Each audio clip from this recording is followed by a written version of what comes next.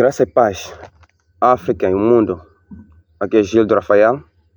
Está a começar o seu programa Verdades para a África, Verdades Bíblicas para a África, para o mundo.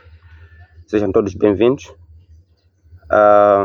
Depois de uma série de mensagens e exortação contra os falsos profetas, hoje iremos iniciar com, assim como havíamos combinado ou havíamos prometido, hoje estamos a iniciar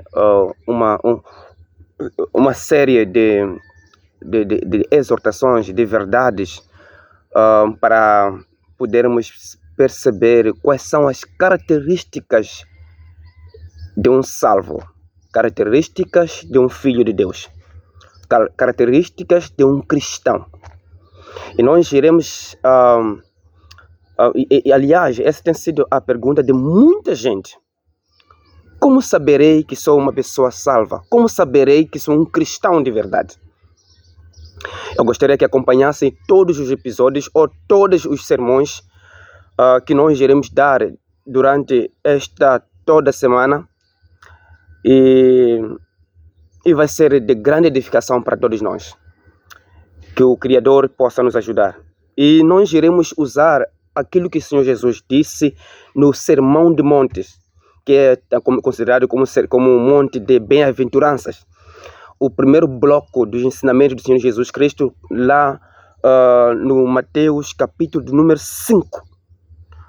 Capítulo número 5, a partir do versículo 1 até do número 16. Mas o que vamos fazer hoje, iremos apenas meditar numa característica apenas.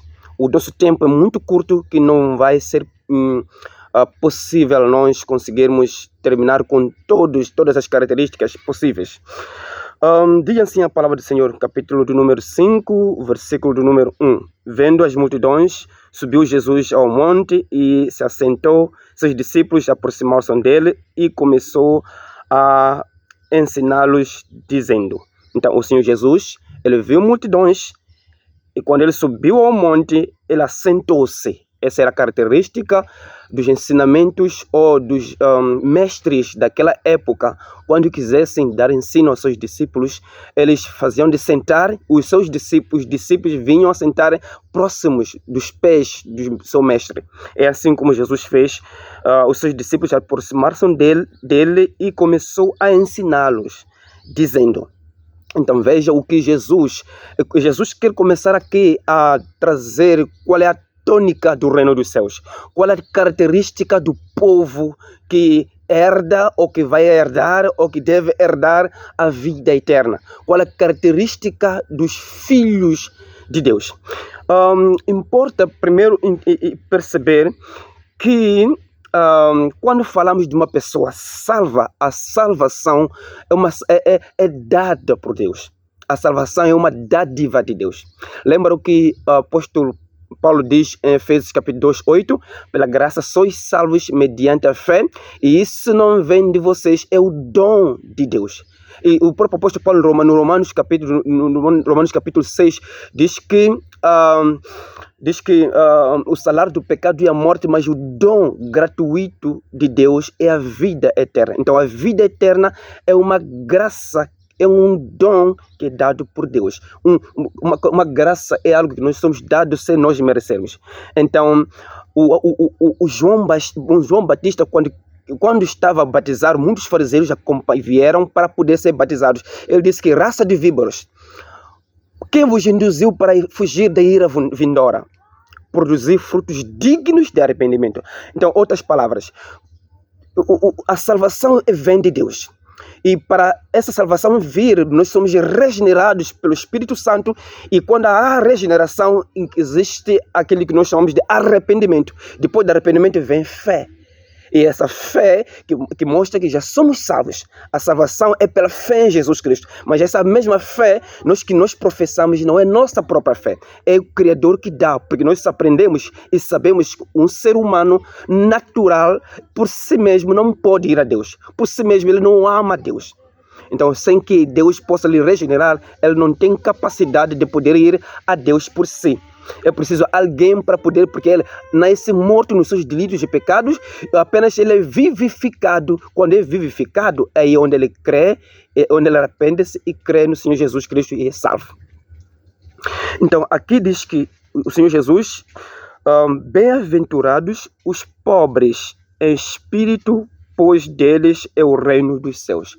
Então, apenas vamos meditar nesse versículo 3. Hoje vamos nos concentrar apenas nesse versículo, por causa do nosso tempo. Quando diz que o que o Senhor Jesus quis dizer quando diz bem-aventurados os pobres de espírito, os pobres de espírito. Em outras versões diz os humildes em espírito, porque o deles é o reino dos céus. O que é isso? Pobre, humilde de espírito. O que é? Primeiro, nós devemos perceber que a pobreza que aqui se trata, essa pobreza, ela vem da pobreza material, ok? A pobreza material. Então, naquele tempo, a pobreza, um pobre materialmente era aquele que não tinha influência, aquele que não tinha valor, aquele que era explorado e muitas vezes desamparado. E naquele tempo, os pobres tinham mais inclinação de estar totalmente dependentes. Então, quando o Senhor Jesus diz bem-aventurados os pobres, não está a dizer, atenção, nós estamos aqui, a pobreza que se trata, na verdade, não é pobreza material. Não é essa pobreza que Jesus quer tratar aqui. Por quê? Porque se nós pensarmos, há muitas pessoas que pensam que ser pobre é o sinônimo da salvação. Então somos pobres, então somos salvos. Não, existem muitos pobres que são orgulhosos, que estão no inferno agora. Mas também existem ricos, regenerados, que creem no Senhor Jesus Cristo, que são generosos, que estão no céu. Existem os ricos que são salvos, existem pobres que são salvos, existem ricos que são ímpios, existem pobres ímpios. Isso é inegável. Mas aqui diz que bem-aventurado o pobre. Claro que a pobreza que se fala, essa palavra pobre provém da palavra pobreza material, que significa alguém que não tem posses. Mas agora o Senhor Jesus acrescenta, bem-aventurado o pobre em espírito. Essa aqui é a diferença entre pobreza material e pobreza espiritual. Então, aqui quando diz que bem-aventurado quer dizer o quê? Quer dizer que abençoado. É um elogio, ou seja, aprovado é. A intenção do Senhor Jesus é dizer que os aprovados para o reino dos céus são os humildes de espírito, são os pobres do espírito. São esses que são aprovados, são bem-aventurados. Então, o que quer dizer, na verdade, quando o Senhor Jesus diz bem-aventurados os pobres do espírito? Está a dizer o seguinte: os pobres do espírito são aqueles que por si só, eles reconhecem, por causa do pecado, eles reconhecem que por si só, eles nada têm para oferecer a Deus. Pobre de espírito é aquele que vem diante de Deus, ele reconhece que não tem nada que pode fazer ele comprar o reino dos céus. O pobre do espírito é aquele que reconhece que ele é pecador e que sem Cristo ele não tem esperança.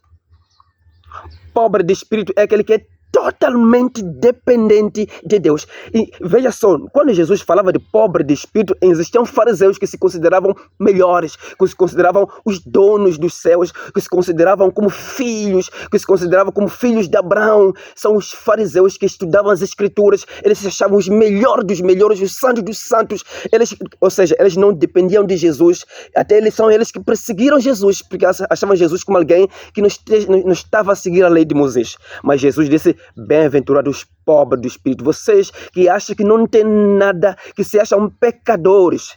Pobre de espírito é aquele que espiritualmente ele reconhece que não tem nada a oferecer ao Criador. Ele é totalmente dependente do Senhor para a salvação. Nada de boas, não tem. A Bíblia diz que até as nossas boas obras são como trapos da imundícia. Um pobre de espírito, ele reconhece que até as melhores obras que ele faz não são nada comparado com a cruz de Cristo. Até as melhores obras que ele tem, que ele faz, não são nada se for para comparar no tempo antes da sua conversão. Ele é pobre de espírito. É por isso que a única coisa é que ele depende apenas de um só, que é Jesus. Aqueles que percebem que são nus diante de Deus eles não têm nada, são desamparados sem Cristo. Por isso que um desamparado tem mais probabilidade de estar dependente de alguém. Então, se você é pobre de espírito, então tem mais probabilidade de ser dependente, você é mais dependente de Cristo Jesus. Então, ser totalmente desapegado, ou seja, um pobre de espírito é aquele que é totalmente desapegado. Primeiro, tanto para as coisas materiais, ele é totalmente desapegado. Sabe que nem o carro que eu tenho, nem a casa que eu tenho, nem os filhos que eu tenho, nem o dinheiro que eu tenho, não pode comprar a salvação. Essa vai, na verdade, para aqueles que confiam nas suas riquezas. Confia nas suas riquezas. Olha só, de acordo com algumas informações, quando começou o coronavírus, muitas pessoas começaram a ver o dinheiro sem valor, porque o dinheiro não podia conseguir comprar a saúde. Era impossível. Então, mostra que nós temos que nos desapegar do materialismo. Principalmente para as pessoas que são ricas, as pessoas que têm dinheiro, então deve desapegar-se das coisas materiais. Assim como Abraão era rico, mas desapegou-se, ele considerou-se de peregrino na terra. Porque ele é totalmente, apesar da riqueza que ele tinha, mas era totalmente dependente do Criador. Mas também é para aqueles que confiam nos espíritos, principalmente os africanos, nós confiamos muito nos defuntos, confiamos muito nos espíritos, nós confiamos muito nos antepassados, confiamos muito nos curandeiros. Aliás, até muitos nós confiamos muito nesses falsos profetas, que são curandeiros também. Então nós confiamos que nós dependemos até chamamos eles de pai, nós dependemos deles. Não.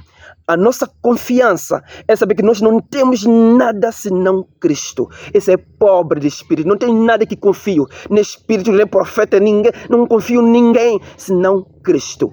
Pobre de espírito. Não confio na minha riqueza, nada. Sou pobre de espírito. Totalmente dependente de Deus. E como os pobres não têm não têm como competir. Diante de Deus, se você é pobre de espírito, sabe que, olha, eu sou pobre de espírito, eu apenas fui comprado com um bom preço, Cristo morreu por mim na cruz. A única coisa que você vai agradecer a Deus, nada de poder competir. As pessoas que se acham ricos de espírito são aqueles que competem, se acham melhores, até quando oram, as pessoas, aqueles que oram para parecer que oram melhor. Tem pessoas que oram para parecer as pessoas que eles oram melhor que as outras pessoas. Então isso é competição. Então chama-se competição, estrelismo gospel. Eu quero mostrar que eu canto melhor que ninguém. Eu quero mostrar que eu prego mais que ninguém. Eu quero mostrar que eu oro mais que todos. Eu quero mostrar que eu faço milagres. Então, o que tem que aparecer? As pessoas devem conhecer. Não. Então, essa não é pobreza de espírito. Eu quero surpreender a Deus. Quero cativar. Não há nada que você pode fazer para surpreender. Então, esse é orgulho. Mas o pobre de espírito é aquele que reconhece que nada tem para oferecer a Deus. Ele não tem como competir, não tem nada. Espiritualmente, queridos, nós não temos nada. O cristão, atenção, essa é a característica do cristão. Todo cristão deve ter esta característica. Todo cristão deve ser pobre de espírito. Muitas pessoas já perguntam, você está salvo? Sim, estou salvo. Por que está salvo? Porque vou à igreja, porque eu faço isso, eu faço aquilo, porque eu canto no coral. Não. Essa não é característica de um cristão. Um cristão reconhece que ele é um pecador, pobre pecador. Só foi na cruz onde um dia eu vi o meu pecado castigado em Jesus. É através da cruz de Calvário que nós hoje somos chamados de filhos. Alguém perguntou uma vez que somos todos filhos de Deus? A resposta é, nem todos somos filhos de Deus. Nós passamos a ser filhos de Deus quando nós cremos em Jesus. João 1,12, aqueles que receberam-lhe, deram-lhes poder de serem feitos filhos de Deus. Nós somos filhos de Deus por causa de Cristo Jesus. Nós somos pobres de espírito, nada temos. Então, irmãos, família, África, e se você é um filho de Deus, considera-se pobre, dependente de Deus. Nada temos.